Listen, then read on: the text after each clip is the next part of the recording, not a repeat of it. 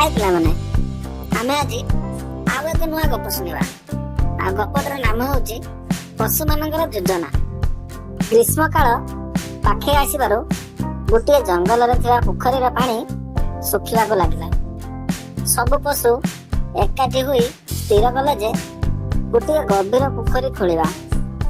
सेमाने काम आरंभ कले किंतु अलसुआ गदिया मना कला आउ कहिला सेठारे से सब दरकार नहीं। गभीर पोखरी खोला शेष होगा पर पशु माने सेठारे परिष्कार पानी पी खुशी हेले किंतु दिने सकाळे सेमाने देखिले जे पानी दूषित हो जाइछि।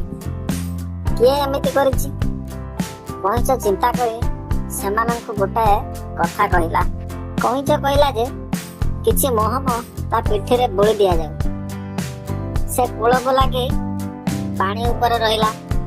गधिया राति अधरे आसला कइछ पिठिरे चढ़ीगला गाधोइला आ सेठारो चलीगला। परदिन पशु माने कइछ पिठिरे गधियार पाद चिन्ह देखिले। सेमाने ताकू बनरु तोड़ी देले एवं पानी पीवा पई आ गोटे पोखरी खोले।